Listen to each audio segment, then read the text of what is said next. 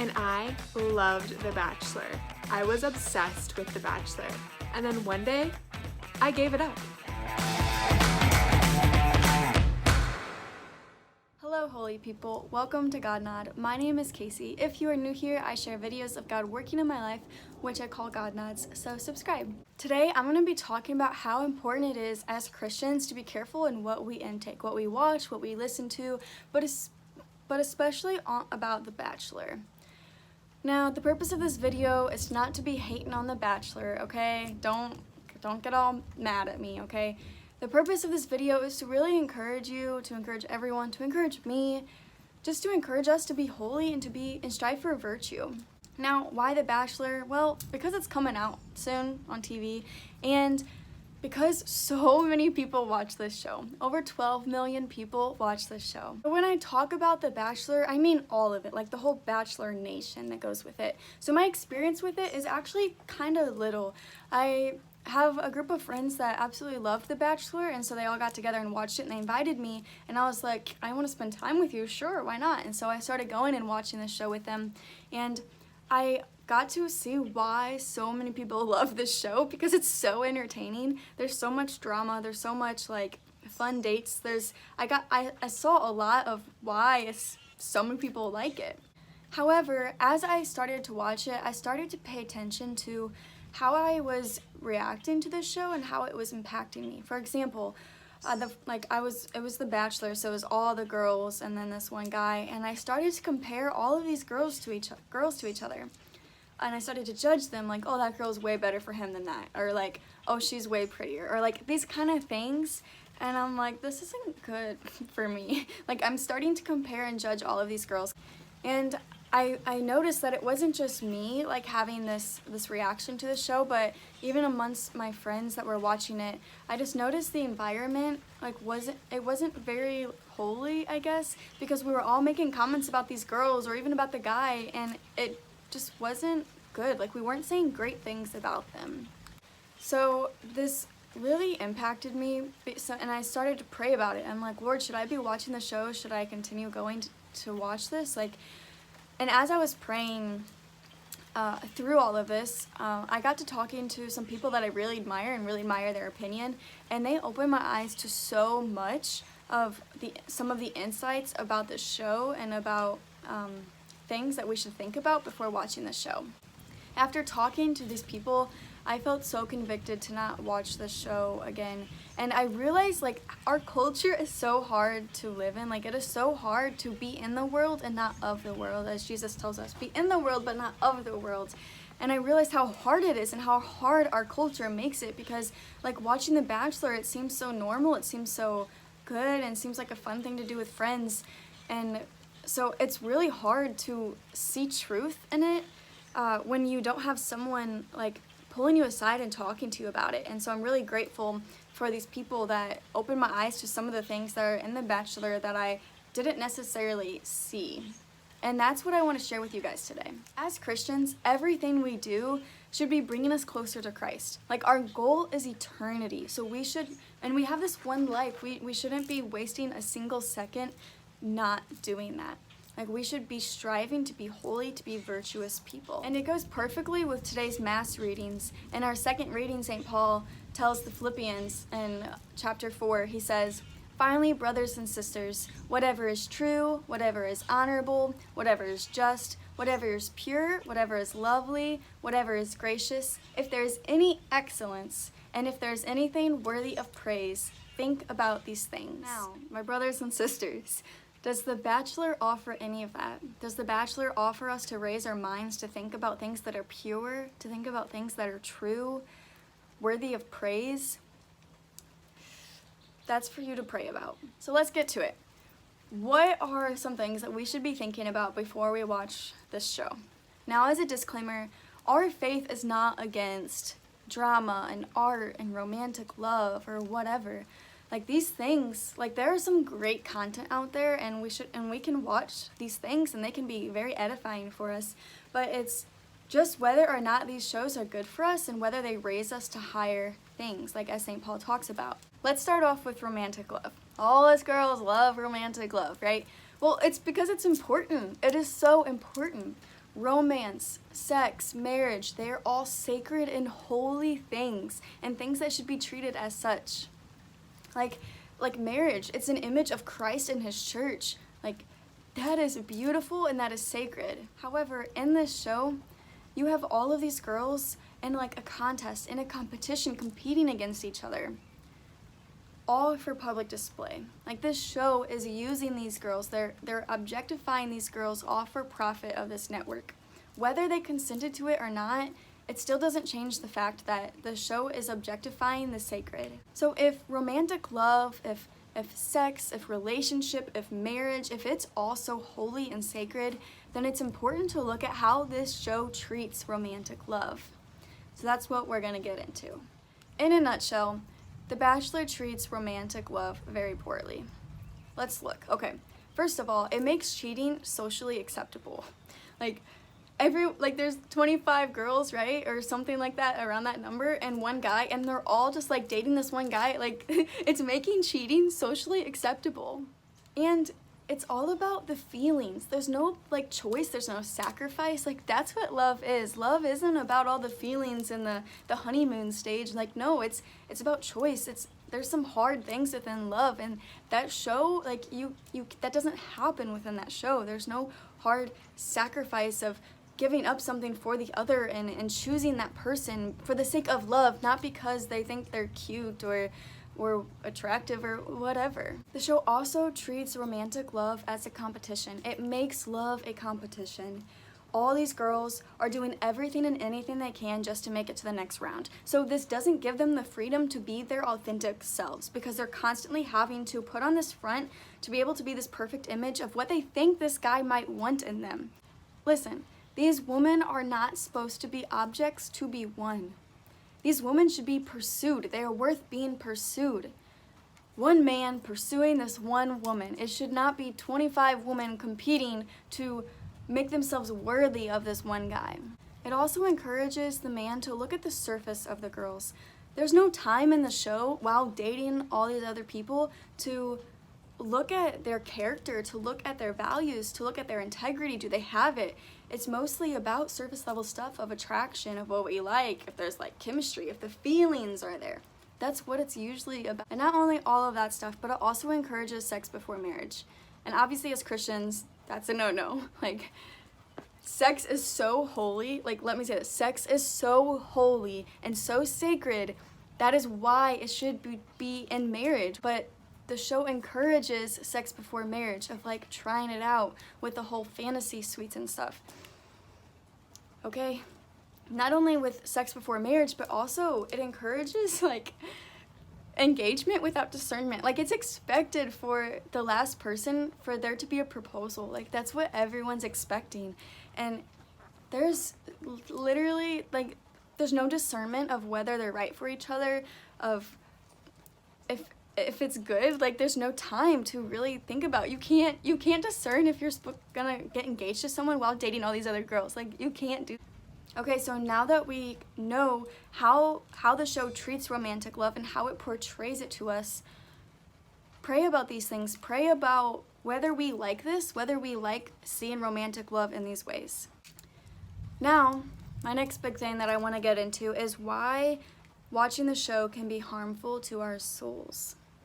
Like I said before, the bigger one that was hooking with me a lot is it was really like getting me to judge everyone else, right? And comparing everyone else to each other. When there's all these girls next to each other and one of them's gonna win, it almost encourages you to compare everyone to each other. And then when you start doing that in the show, and that's like 2 hours every week, you start taking that mind frame and implementing it into your everyday life. And then you start comparing others without you even realizing that's like some of the root of where it's coming from. Another reason why the show can be harmful to our souls is because while we watch the show, we participate in a vice called curiositas, which is a Latin word for a type of curiosity. Now, I'll explain that in a bit, but I'm sure you can relate to me. Like, I watched maybe a couple episodes with my friends, and I was like, man, I gotta know what happens. I gotta know who wins. I gotta know what ends up happening. Do they get engaged? Like, what happened?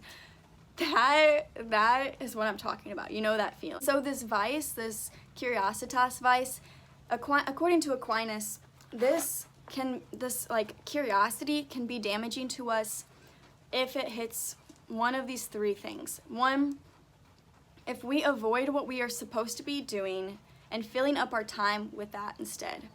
For example, if I'm supposed to be doing my homework and I'm filling it with The Bachelor, that could be a vice of curiositas. Second, if we engage in idle curiosity and forget divine truth. So if we are just curious about something and we're setting divine truth aside. And then third, if we are seeking truth beyond our ability and fall into error. The reason why The Bachelor is falling into this vice is because we are giving into the pleasure of watching these sacred things that are by nature sacred being treated as not sacred and instead being treated as a game. So we are separating truth from what it is. Not only that, but also when we watch the development of intimacy between two people just for the sake of entertainment.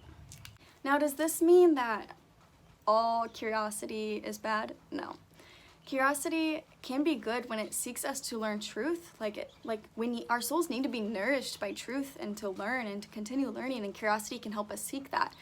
But it's not good when it's just anything we want or desire. It has to be raised to truth. Another vice that we participate in by watching this show is the vice of voyeurism. Now, probably not a term a lot of us are familiar with, so I'm gonna read you the definition. It's the practice of gaining sexual pleasure from watching others when they are naked or engaged in sexual activity. Now, I know the show doesn't show a whole bunch, that's not the point of the show or whatever, but there are some scenes that get kind of graphic, like two naked people in the shower making out. There's some scenes like that, and it's not common, but there are some scenes that where there's a lot of kissing, there's a lot of making out, and with everyone, and so that would be participating in this vice. And another thing with voyeurism is it's not just the sexual stuff, but it's also the enjoyment from seeing the pain or distress of others. This is the bigger one that I'm talking about with this vice. Because in the setup of the show, these girls have a short limit of time to build this connection with this guy, right? And so in order to do that, they reveal deep and hurtful things from their past in order to gain a sense of trust, a sense of sympathy, a sense of a connection between this man. And so here we are having these one-on-one dates where these girls are revealing very deep and hurtful things from their past, and we are watching this and gaining entertainment from their pain. Not to mention, no one should be sharing these kind of things on a first date. These are things that you share after you build a relationship and a deep trust with someone. The last and final thing I want to share about how this show is harmful to our souls, or how it can be harmful to our souls, is how it impacts our view of love. Love is the greatest gift from God. Love is the most treasured thing. It's what brings us to eternity, love. And the show affects the way we view it. I'm talking about romantic love here, right? Now you can agree with me about a lot of things of the show and how some of the philosophy behind it is wrong, and all this cheating and all this girls competing and all this stuff. You can know that, and you might say yeah, I know all of that, but it doesn't affect me. You can say that, but I'm telling you, it does affect you, whether you want to admit it or not. Because by watching shows like this, you are desensitizing yourself to them degrading the sacred. So what does that mean? You are weakening your ability to know the truth. You're weakening your ability to know truth and see it. The show mixes reality with fake. There's a lot of fake things that go on, what the producers do behind the scenes, and to make it view the way they want to make it be seen or whatever. But then there's also real people, and it's live, and it's it mixes fake with reality, and it gets us to believe that it's more believable. Whether we want to tell ourselves we don't believe it, we start to train our brain into actually believing it. By the show treating romance as a competition for public entertainment, it is distorting what romance really is. And it does affect us whether we want to believe it or not, because what we put into ourselves is what we tend to think about. It's how we come to think, it's how we come to feel and desire. And so what we intake, like this is the main point of the video. What we intake as Christians is so important, because what we intake is what we think, what we feel, how we make decisions. It affects us. And so we must guard our minds, we must guard our hearts and our imaginations and our appetites. Like, I think sometimes we forget that sinning consists of thinking things in our head as well. It's thinking things, and so we don't want to feed our imagination with things that are going to increase our sinning. We want to be feeding ourselves with things that are virtuous and things that are edifying, things that are going to make us holy. And now I'm gonna get into why the show is bad for the contestants that go on the show, and by us viewing it, it also goes into our image of love. So be mindful of that as I list these other insights. First, it encourages the woman to throw themselves at this guy. They don't have a chance to really get to know him, so in order to stay in, they have to literally just throw themselves at this guy. Not to mention, the man doesn't have to prove his worthiness. The woman has to simply accept whatever is in front of her. The woman goes on the show not knowing this man, and she is doing everything she can to have him, and not thinking about her own values of like, what does she want in a man? But it just automatically assumes that this guy is like the perfect guy for these girls. For example, the group dates that they have. They're absolutely crazy. All the girls are fighting over each other for attention from this guy. And it's just so sad, because the guy, like, the woman should not have to fight for the attention of your man. Like, I should not have to be fighting for the attention of my boyfriend. Like, my boyfriend should be pursuing me. That is how it should be. And the show also encourages the girls to put their worth into what this man thinks of them. There's so many times where girls walk away like so hurt and crying and all this stuff, and they put so much of their worth into this guy, of like, oh, this guy didn't choose me, or I should have remained on the show, or whatever. Like, they're putting their worth in this guy. And also, in this world, girls, it is so hard to not compare ourselves to each other already. Like, we need an environment, a community of girls that lift each other up and not tear each other down. And in this show, these girls are in competition, and so it only like encourages them to tear each other apart and to make them feel like they're competing against each other. But the reality is, like, we are not supposed to be competing against each other in this world. We are supposed to be, like, this world is hard enough as it is. We should be lifting each other up together, being sisters in Christ, and helping each other out, because this life is hard.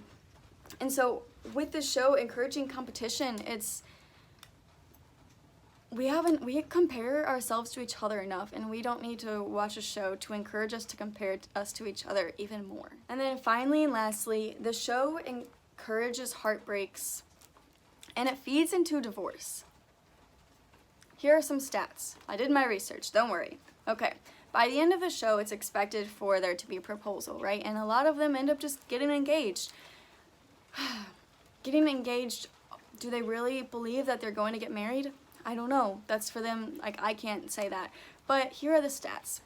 Of all of the seasons that have, I think there's been a total of 39 couples. 5 of them have actually gotten married, okay? 5 of them.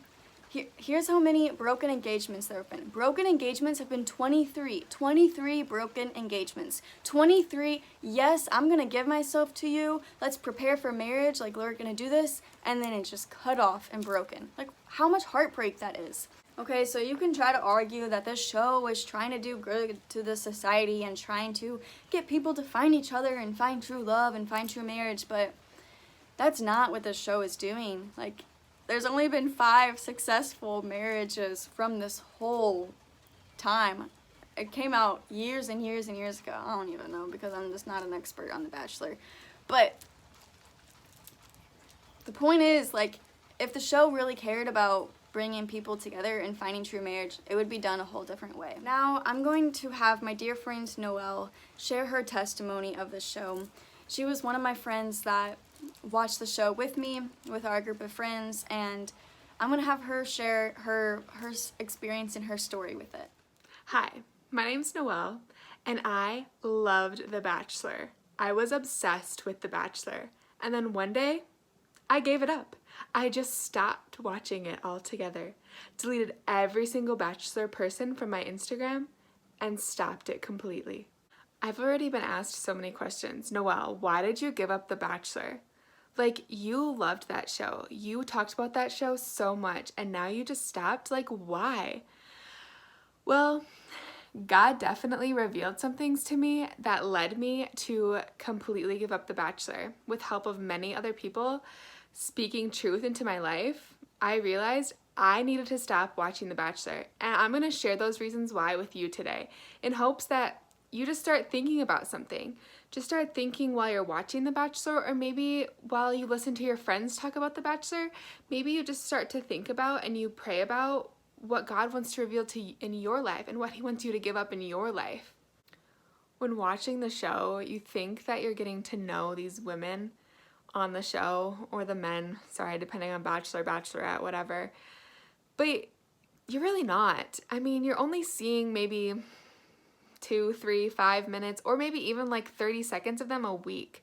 Like, why do I think that I know these women on a personal level when I don't?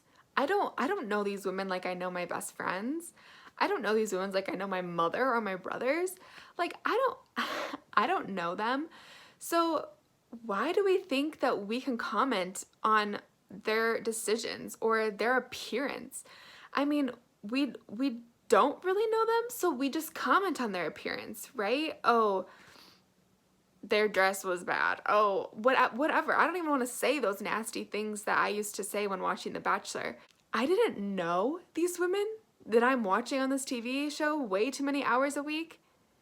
So I ended up putting their worth in their appearance, or their appearance on this show, whether that be physical or whether that be emotional, mentally, whatever this production was showing me. I put their worth in that, and that is so wrong, because our worth is in Jesus Christ. We are daughters of God, and that is our most important worth. And so one night, I think I just realized that I'm sitting here with all my friends watching this show, because that's what you do, right? You have to watch with your group of gal pals. And I realized that I was making comments about other women that I didn't even know. I thought I might have knew them, but I didn't. I didn't know their heart. I didn't know their struggles. I didn't know what they were praying about. I had no idea what their childhood was like. But yet I was judging them. I was making comments about them that were uncalled for.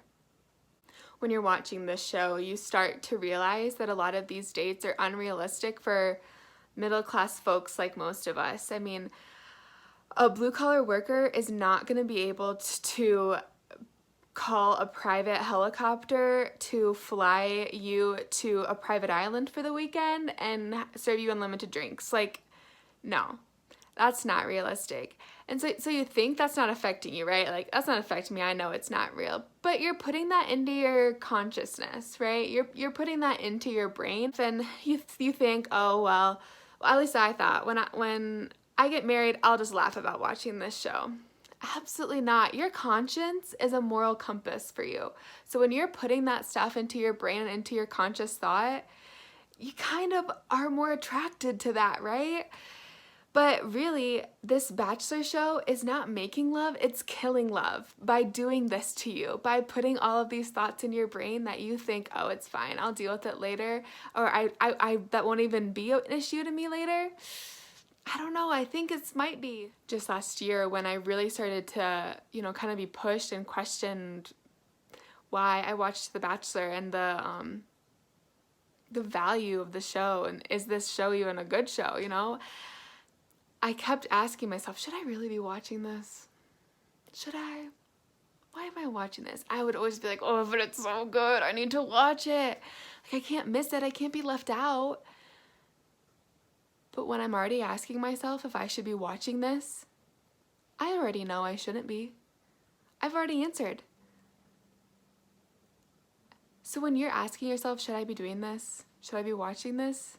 Have you already answered yourself? I feel I already have. And that answer is no, I shouldn't be. Nobody can force you to watch The Bachelor. Okay, so all of my friends were watching it. That doesn't mean I have to watch it. When I was completely obsessed with The Bachelor, I spent so much time on that show. So much time. I mean, every Monday night, it was at least 2 hours, if not more. Sometimes they have special episodes on Tuesday or Sunday nights. I think this last season, they had like 5 hours of Bachelor show that I watched in 1 week. Holy cow, okay? That's a lot of time devoted to one show. One show that's not even that good. Also, then you have to think about, you're gonna follow all these contestants on social media as well, and all of the time you spend reading all of these articles about them, spoilers about the show, what's gonna happen, news about previous contestants, previous couples, you know, you have to like know what's going on, right? You gotta be able to talk about that too. And my argument for why I watched this show when I was questioned about it just last year was that it was like social, right? Like I watch so that I can talk with all my friends about it. Yeah, right, Noelle. Okay, yeah. But really, when I'm talking to my friends, when I only have so much time in a day and I want to talk with my friends, instead of spending time talking about The Bachelor and all the Bachelor world news, I need to check up on them. God wants me to check up on them. He wants me to stand there and pray with them. He wants me to talk about scripture with them. He wants me to show them his love. I missed out on so many amazing godly conversations with my friends and my acquaintances because I focused too much on what happened on The Bachelor or what happened in Bachelor World or things like that. And so now I'm really excited to be able to check up on my friends and what is going on in their life and what God is doing in their life when I have the opportunity and the time to talk with them. At the end of a season of The Bachelor or The Bachelorette, a really common thing they like to say to each other is, "You're my person, you're my person, I found my person." God is gonna bring you your person on his perfect timing. So these girls going on this show do not need to compete for this one guy. This lead is not the only option for these people. And frankly, he's probably not even the best option for these girls out there, these wonderful girls, these beautiful girls that God created. So they do not need to be competing against each other for this one guy. There are so many other amazing guys out there. So they do not need to lower their standards. We women do not need to lower our standards just to compete for one man's love. For any man's love. As Jason Ever always says, keep your standards as high as heaven. I am so excited to not watch The Bachelor. Guys, I am so excited to be free of it. I am so excited to have time on Monday nights to do whatever I want to do. So, I already have deleted all of the Bachelor people off my Instagram. And it has saved me so much time. I have noticed that I stop comparing myself to them. My time on Instagram has gone down. It has been so freeing. I just can't even describe it sometimes. I am so excited to not watch The Bachelor this season, and for the rest of my life. And I thank God and many other people for revealing to me that I needed to stop watching it. Thank you, Casey, so much for letting me be a part of this video. Blessings to you all, and prayers always. Some common objections that I'm sure you're thinking, or maybe you're not, but they come up, is, I think the biggest one is like, but I bond with my friends over it. Okay, I get it. I was there too, that's why I went, I loved it, I love bonding with my friends. However, by doing this, you are using the end of bonding to justify the means of watching the show. Basically, like, we want to bond with our friends, therefore we watch the Bachelor. Like, it doesn't have to be that. If you are planning on watching the show with your group of friends, I want to encourage you and your friends to talk about this. I want to encourage you guys to talk about perhaps there's something different you can do to bond. Perhaps there's something else. But I really want to encourage you, find a book, find a different TV show, find something that's worth pursuing that will lead your minds to things that are pure and lovely and excellent and worthy and honorable. Find something that will do that to bond with your friends. Another objection that might come up is, well, from watching the show, I learned what not to do. Okay, no, we should not be studying vice and things we shouldn't do in order to know what we should be doing.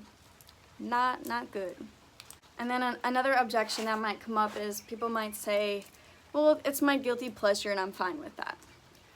Well, you know what? I don't think you are. If that's how you're feeling, I don't think you are, because by you saying that, you know that it's harmful to your soul, and things that are harmful to your soul, you really aren't completely fine with it because you know it's damaging. Harming our souls is not always something we want for ourselves and not something we want for our society. Like, if we want a society where families flourish, then we need to foster a society that treats romantic love and sex as something sacred. So in conclusion, what I am not saying is I'm not saying that in order to be a saint you have to stop watching The Bachelor.